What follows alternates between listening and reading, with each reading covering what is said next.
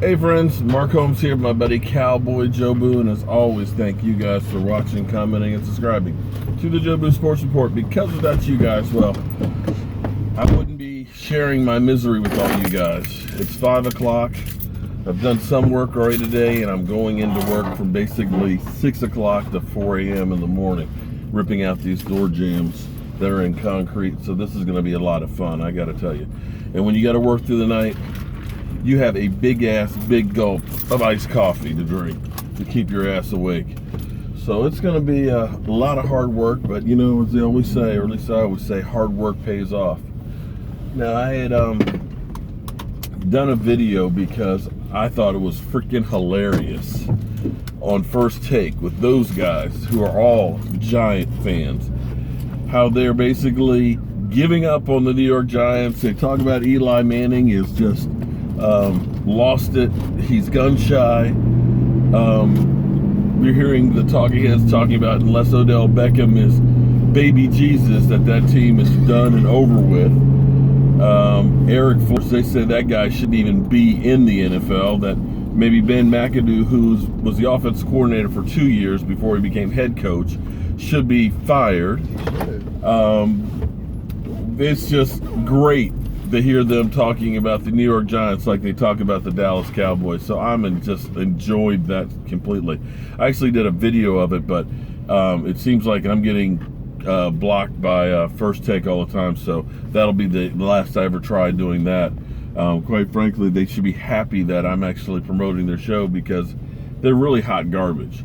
There is no real football knowledge that you get from it. All you're getting is a good old live stream reality show of buffoons that are they're just bloviating, in words of Stephen A. Smith, and all that. They don't really know jack. I just think it's funny. But the Giants, they're in some trouble right now.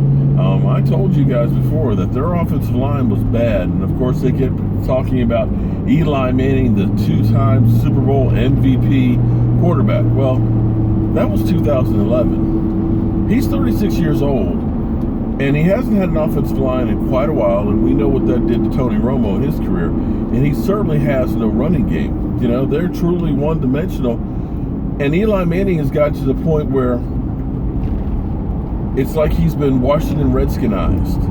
And by that I mean, you used to watch like Jason Campbell. You know, poor Jason Campbell, the Redskins ruined his career because he kept getting hit so many times from so many different directions that he was gun shy. As soon as the ball was snapped, he was worried about which direction was it going to be coming from that I'm about to be hit. And you watch some of the highlights or lowlights from that game, you see Eli Manning is not touched. He's just going for the ground. He is literally gun shy now.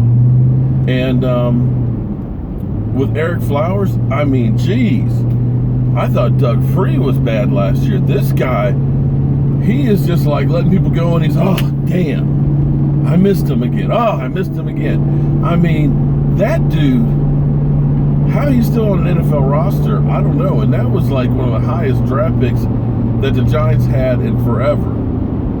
Their GM, he sucks. Now, Jerry Jones gets a lot of flack for being a bad GM. The talent that they've brought in there, for the most part, is hot garbage. It really is. I mean, we got beat. Don't get me wrong. We did not show up. Our team gave up on that game, and I'm disappointed in the showing that we had. But you know that we at least have talent that is capable of blocking and doing stuff. I'm not sure that offensive line that they have is capable of doing anything. But I'm just happy to be a Dallas Cowboy fan and to be able to talk about my Cowboys. But I'm just happy to see that somebody else is getting great. Michael's over here cracking up on the Giants, you know. I mean, I watched the highlights. Well, hold it. He just called the Giants game highlights. I would say they were more like lowlights. I said it was a joke. It really was a joke. I mean, wow. Eli man went 88 kick return. Yeah, so hopefully that took some of the light on the Cowboys. Although we've got a lot of work to do. The team is off today. Unlike me, I'm going to my day job. I've already worked about 6 hours today, and I work another 10 tonight. I did a video last night at 3 a.m. For you guys talking about Ben McAdoo throws a quarterback underneath the bus. But, wow, they were just bad.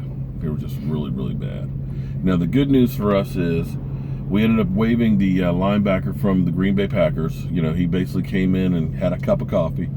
And now we've got Damontre Moore is back on the team. That's going to help in our rotation. And here's the thing. When we start talking about, well, maybe we need to bring in DeMarcus Ware and things like that. Maybe as a coach. We've gotten some pass rush. And here's what I want you to understand here, guys. If you look at our Cowboy defense, with the exception of the playoffs, our defense has been getting better as the year goes on, and there's a reason for that.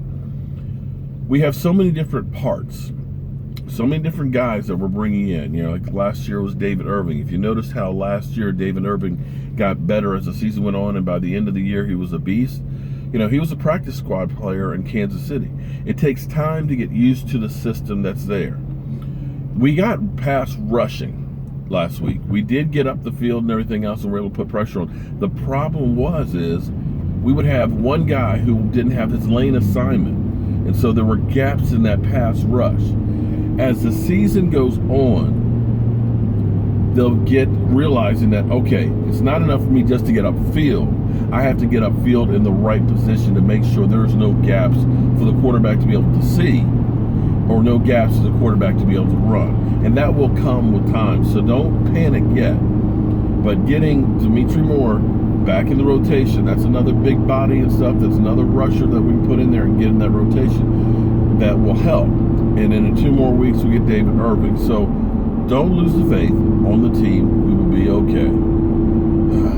But the question will be is, will my ass be okay after working all night again and then having to go in tomorrow? So I'll get back to you on that one. But as always, friends, I want to thank you guys for watching, commenting, and subscribing to the Joe Boo Sports Report. Because without you guys, well, I'd be lonely. And I'll see you soon.